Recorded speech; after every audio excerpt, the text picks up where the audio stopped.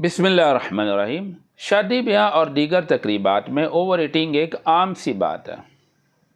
ख़ासकर अगर हम रात को फंक्शन अटेंड करते हैं और सुबह जब उठते हैं तो उससे हमें बदहज़मी, पेट का फूलना या खट्टे डकार, ये आम सी बात है और बाज़ औक़ात हमें वॉमिट भी आ जाती है। याद रहे, अगर आपको वॉमिट आ गई है तो आप खुशकिस्मत हैं, क्योंकि जो जहरीले मादे आपके मैदे में मौजूद थे वो सारे बाहर आ गए। अब आपको किसी दवाई की ज़रूरत नहीं है, सिर्फ आपने चंद घंटे अपने मैदे को खाली रखना और कोई भी चीज़ नहीं खानी।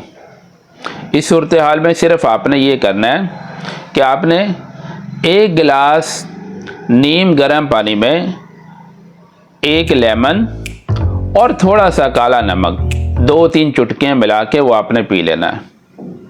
आपका पेट इंशाल्लाह साफ़ हो जाएगा और जो आपको मतली की कैफियत है या आपको बदहज़मी है या आपको ऐसे लग रहा है कि जैसे आपको वॉमिट आ रही है, तो ये उसके लिए बेहतरीन चीज़ है।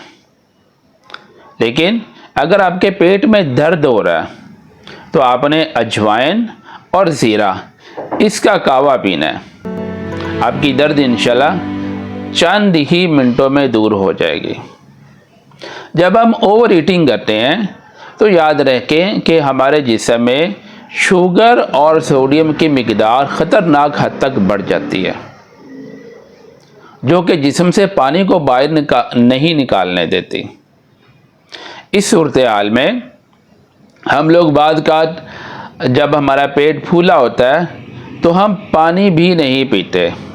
ऐसी सूरत हाल में 3 से 4 लीटर पूरे दिन में आप लाजमी पानी पिएं, ताकि जितना ज़्यादा आप पानी पिएंगे ये जहरीले मादे आपके जिस्म से बाहर निकल जाएंगे। इस सूरत हाल में हमें स्वेलिंग का भी सामना करना पड़ता है, क्योंकि जब जहरीले मादे हमारे जिस्म में मौजूद होते हैं तो उनका साइड इफ़ेक्ट होना ये एक नॉर्मल बात है।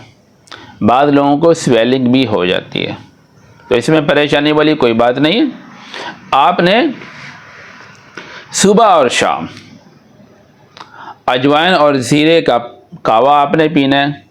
इसमें थोड़ा सा काला नमक भी आप मिक्स कर लें, आपका हाजमा बेहतरीन हो जाएगा, जो आपको वॉमिट की कैफियत है वो दुरुस्त हो जाएगी और आपके पेट में जो खाना गैस बन चुका है वो इंशाल्लाह गैस आपकी ख़त्म हो जाएगी और आपका पेट हल्का हो जाएगा।